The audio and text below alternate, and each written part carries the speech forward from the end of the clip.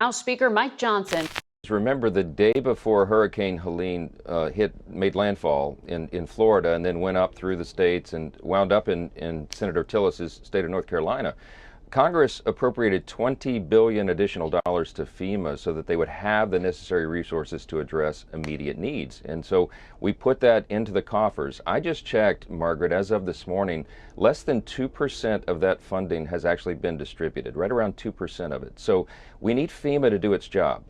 Those funds, that money, is provided so that storm victims can have the immediate necessities met. And then what happens after every storm is that the states have to assess and calculate the actual needs, and then they submit to Congress that request. As soon as that is done, Congress will meet, and in bipartisan fashion, we will address those needs. We'll provide the additional resources, but it would be premature to call everyone back now because these storms were so large in their scope and magnitude, it's going to take a little bit of time to make those calculations. In North Carolina, I was there in the worst hit areas around Asheville with Senator Tillis and Senator Budd, Chuck Edwards, the congressman who represents that area. The devastation is broad, and people were still being rescued 13 days out from the storm. That was just a few days back. So they still have a lot to do. It's going to take a long time to make those calculations, but Congress is ready to act, and we will. Different accounting than this 2% you say was distributed. Yeah, so they've obligated some funds, but they've only distributed 2%. And when I was there on the ground, and you should go, I mean, bring the cameras and talk to the people there. They'll tell you, don't take politicians' words for this or the administration's word.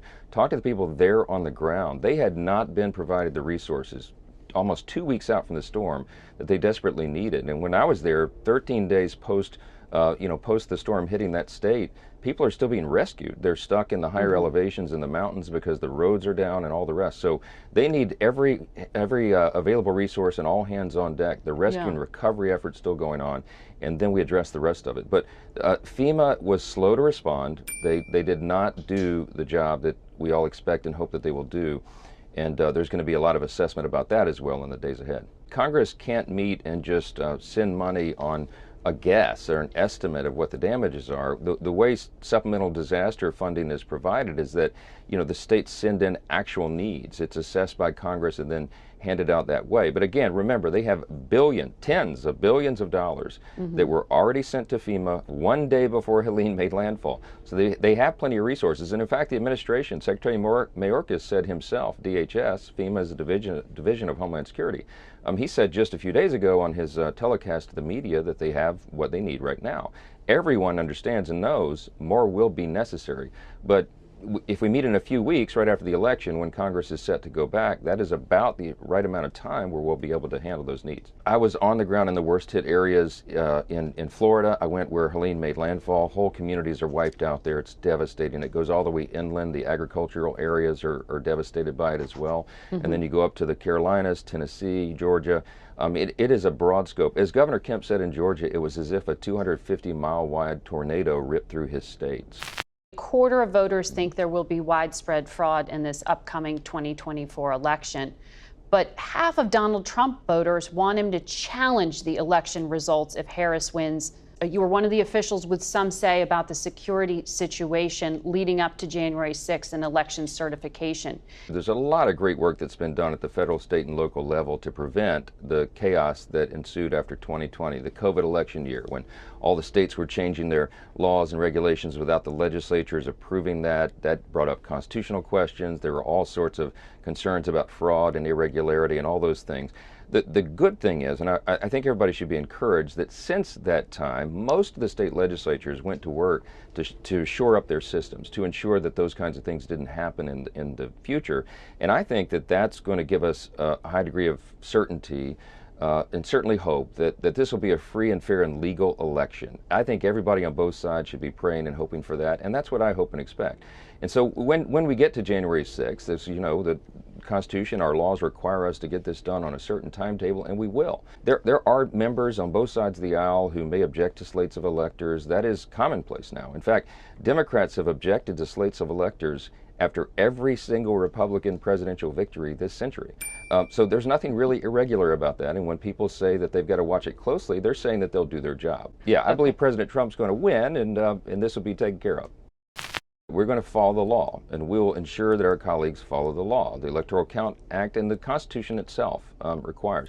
The reason for the objection in the last election cycle in 2020 was what I referenced earlier, is that we had all sorts of changes to election laws in the states, and choosing electors, the mechanism by doing that under Article 2, Section 1, Clause 2, says that only the state legislatures can choose those systems. So when elections officials and secretaries of state and some state court judges and whomever, the governors, when they changed their rules because of COVID, they did it in an unconstitutional manner. And that was an important legal question. The Supreme Court never addressed it because, remember, they just rejected all that on standing. Legal challenges, as you know, failed with the Trump challenges to the Yeah, outcome. but not on that basis. Margaret, wait a minute, not on that basis. That legal question is, I think, objectively proven to be true. Obviously, everyone knows the legislatures weren't meeting in 2020 because of COVID. So it's Article 2, Section 1, Clause 2. Everybody Google it and read it. It says only the legislatures can make those rules. But I think the greater issue and the bigger story is that you've had really great work done in most of the states to shore up their systems and to make sure that we have a free and fair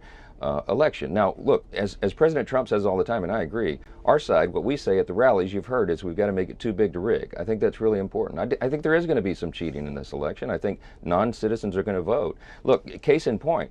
You know that it is against the law for non-citizens to vote in federal elections. That's established law. Of course it is. Of course it is. But here's the problem. There's a number of states that are not requiring proof of citizenship when illegals or non-citizens register to vote. We know that's happening. Look, Glenn Youngkin in Virginia, I was going to say, he issued an executive order to clean up the voting rolls heading into the election.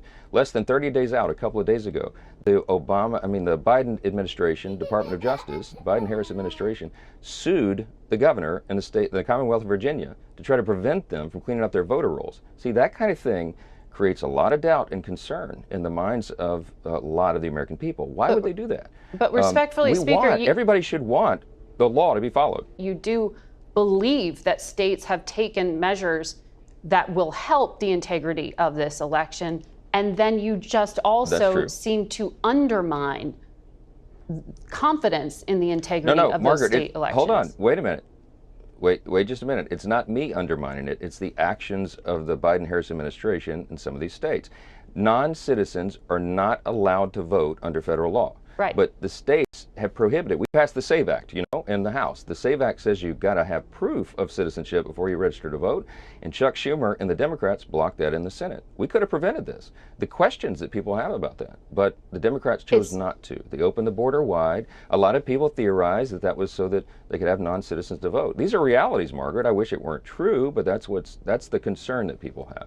And in Wisconsin, people for can example, have lots of concerns, but it is already law that non-citizens cannot vote in federal elections.